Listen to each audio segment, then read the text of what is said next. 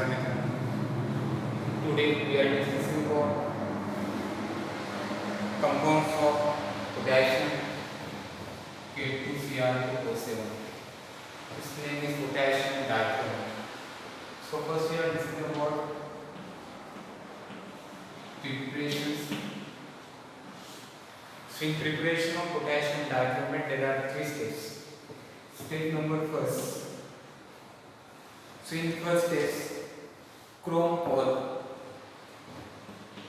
FeCrO3 is oxidized in presence of sodium carbonate Na2CO2. So how that reaction is there at first stage. So 4 molecules of this chrome ore combined with 8 molecules of sodium chromate Na2 sodium carbonate and heated with or oxidized using 7 oxygen. So these three substances combined to produce sodium chromate. So which product will form? Na2CrO4.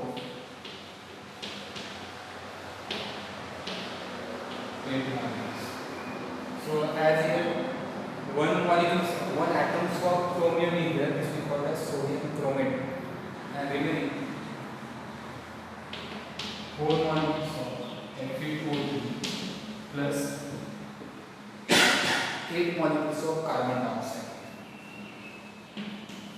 So at first stage, chrome ore oxidized in presence of anhydrous sodium chromate, it converted to sodium chromate Na2CrO4. Then second stage in preparation of that potassium dichromate, the sodium chromate Na2CrO4 in presence of sulfuric acid H2SO4 is converted to sodium dichromate anhydrous as well as hydrous. So Na2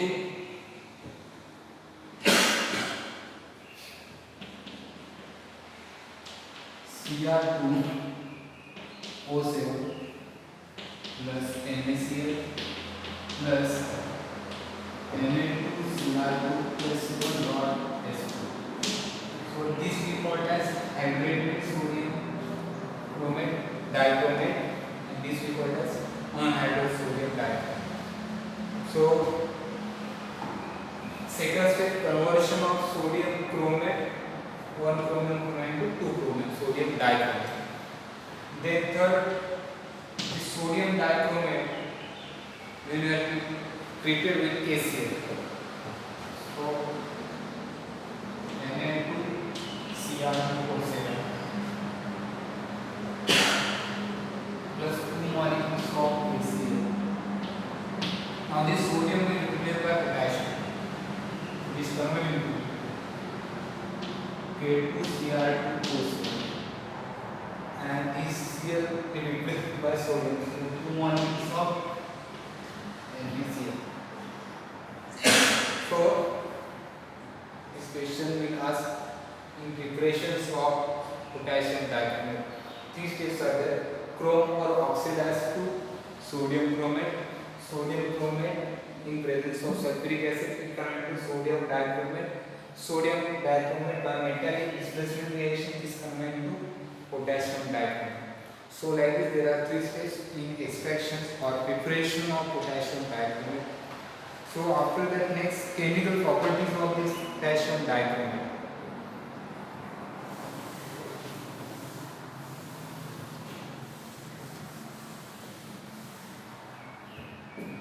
Chemical property.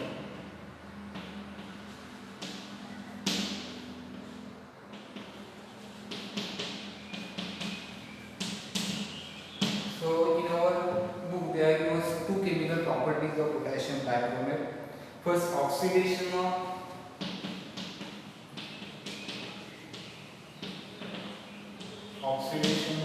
iodine ions to iodine.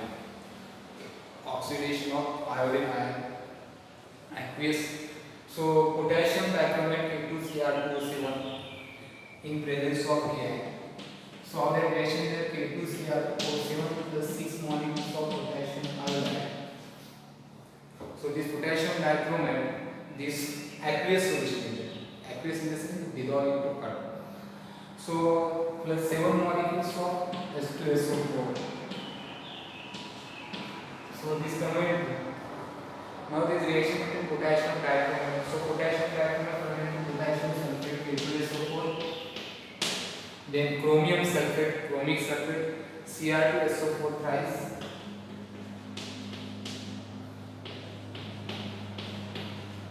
Chromic sulfate, its name is chromic sulfate, and 7 molecules of H2O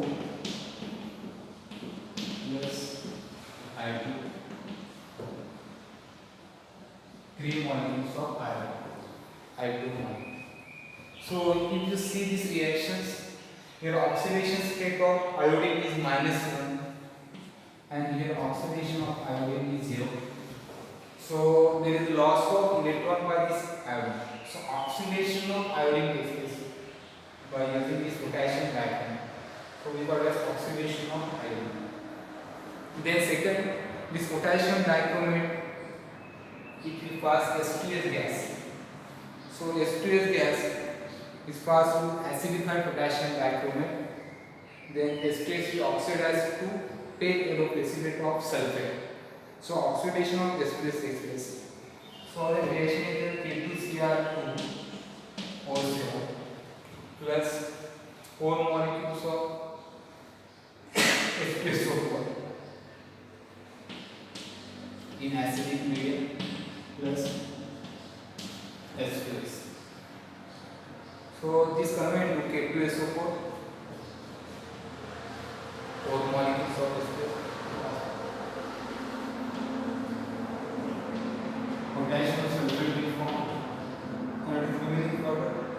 So replacement of that potassium sulfate. So K2SO4 plus chromium sulfate Cr2SO4 thrice plus 7H2O plus 3 atoms of sulfur. So like this potassium dichromate is used for oxidation of iodine to iodine and oxidation of H2S. So if you see this H2S, oxidation state of sulfur, hydrogen plus 1, sulfur minus 1, and here oxidation of state of this sulfur is 0.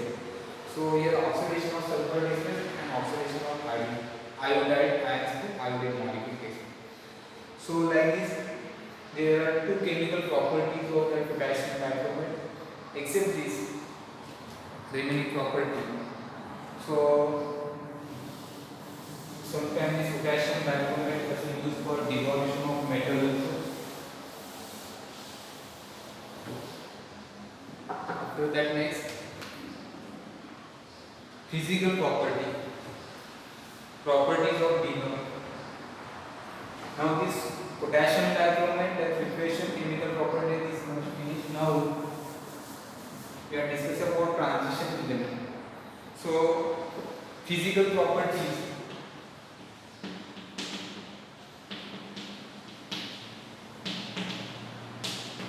of d block, that is transition. So as presence of d orbital in transition element, these all elements, these are lustrous and having shiny nature. Then second physical property, all they have high melting point, high density. So high melting point and having high density.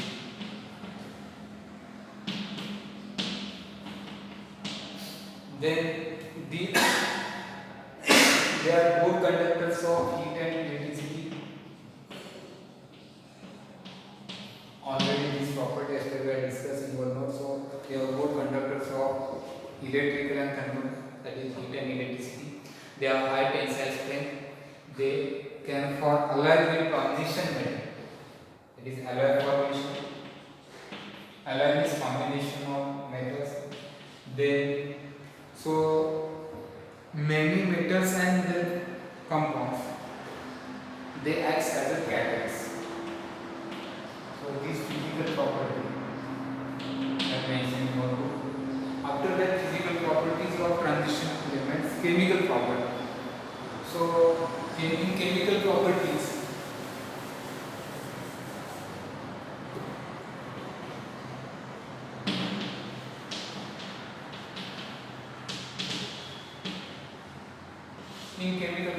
all these transition elements, as they contain numbers of electron moles, so they act as a metal. So whatever they are electropositive metals, then they exhibit various valence and for colors and complex. So due to presence of unpaired electron, they are capacity to form complex formation capacity. Then they are good reducing agent.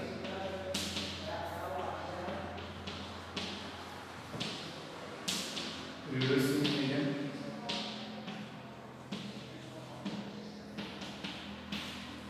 Then therefore insoluble oxide and hydroxide.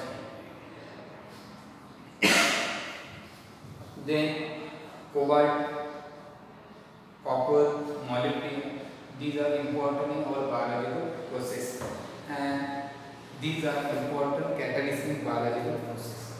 So all these points already yesterday mentioned in our notes.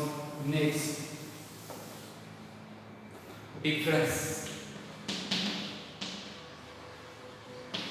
So these are most important concept in our transition. That is difference. Number of times we discussed about similarity. What is difference? So transition series, first transition series, second transition series, and third transition series. Some properties, if we discuss with first, second, and third transition series, all properties of first transition series are not same as that of second and third transition series. So in that, we will take oxidation state of molybdenum first ions. So molybdenum first and tungsten. Here we are discussing about stability. So tungsten 6. These compounds, these are more stable than chromium 6 and manganese 7.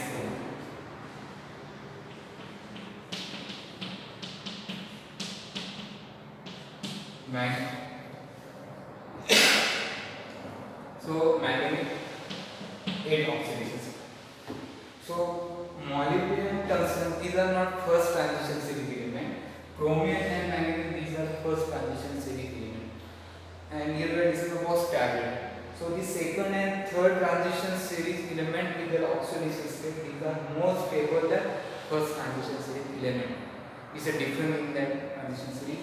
And second thing, highest oxidation state of element of first transition series. So first cadmium to zinc, highest oxidation state is +7. And if you see about that second and third transition series, in case of third, in some compound oxidation state is +8. Examples of that, you take osmium tetraoxide or rutherfordium tetraoxide. So RuO4 and osmium OsO4. These two compounds, oxidation state of this metal is +8. So first transition series, maximum oxidation state you see any compounds, chromium, ferrous, any cadmium could be, maximum oxidation state is 8, say +7. And in case of that third transition series, rutherfordium and osmium, maximum oxidation state is 8. So these two different ones we will ask for MCQ, or there will be questions related to this in CET. So first part we about transition and inner transition series, their introduction, electronic configuration, some compounds of that phase. After that, next some point related to extraction of metal. So first it is regarding the extraction. So whatever these metals are there, transition metal or non-transition metal. So these metals are not occurring in nature; these occurring in that soil. So this metal occur in different forms: oxide form, sulfide form, nitrate form, and that metals by different extraction process, by different methods, they are converted to pure metal. So whatever oxide form is there, silicate form is there, nitrate form is there, that we want. So first extraction in process, that refining, that process also called as refining. So extraction is purification of metal. So whatever step involved in that extraction. So in extraction process some terms are there. So first term is mineral. Mineral. So how do you get mineral? So naturally occurring substance which contain metals, that we call as mineral. So metal containing substance we call as mineral. So if you see our book, they are given three different minerals: iron mineral, copper mineral, zinc mineral. So after that mineral, next concept is ore. So what is difference between mineral and ore? So mineral which contain maximum percentage of metal, maximum percentage of a given metal, that we call as ore. So if you take iron, so iron is a metal. So which are minerals of iron? So you know they are given hematites, magnetite, limonites, iron pyrites, and siderite. All these are minerals of that iron. So in that hematite, iron pyrite, siderite, which mineral contain maximum percentage of iron? That is a hematite.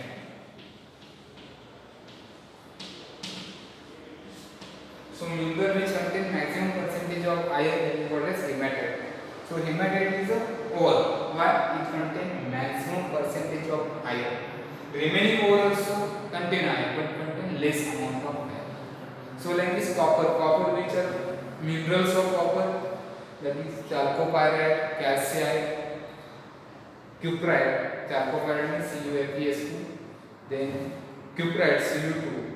So in that three mineral which contain maximum percentage of copper, that is chalcopyrite and calcite. Similarly for zinc blend ZnS, zinc oxide, that zincite ZnO, then calamine ZnCO3. All these are minerals of zinc. But which minerals of zinc contain maximum percentage of that zinc? That is the zinc blend. Its molecular formula is ZnS. So like this you want to keep in your minds that chart. So here also they will ask questions related to mineral and ore. Which of the following is ore? Or others, what is the name of ore of that ferrous which contains sulfur? So sulfur containing ores of ferrous is iron pyrites. Like this. So here you want to keep molecular formula of that mineral or ore in your minds. So after that, next concept, metal alloy.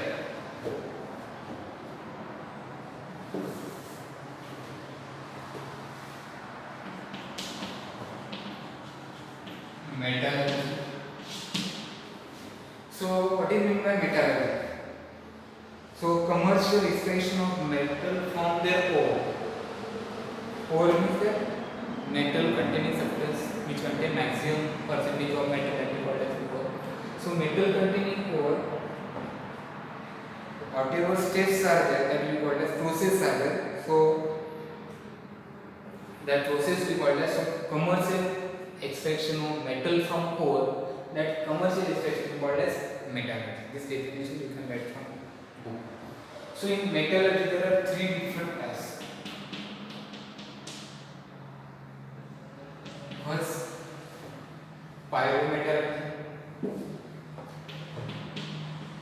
Pyrometallurgy. Second, hydrometallurgy.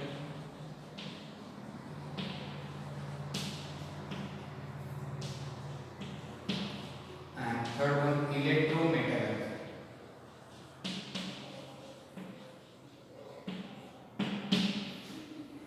So already these types of given in your and then next pyro means thermal. So process where ore is heated at high temperature using reducing agent like carbon, hydrogen, so or hydrocarbon. So ore is heated at high temperature using carbon, hydrogen or aluminum. That process we call as pyrometallurgy. Then hydrometallurgy. So process of extraction of metal where ore is converted into their aqueous. So process of removing of metal from aqueous solution of metal. Aqueous solutions of metal. So aqueous means it related to water. So hydro means water. So when that metallic compound when you are dissolving into water and then we are separating, that process we call as hydrometallurgy. And electrometallurgy. So process in which metal is extracted by electrolytic reduction of molten metal. So molten in the sense metal is heated at high temperature, the solid metal converted to molten form, and that metal is connected with other metal, and that redox reaction process, that is by formation of cell, that process we call as electrometallurgy. So like this, whatever steps are there that discuss here, remaining concept you can see discuss later. Thank you.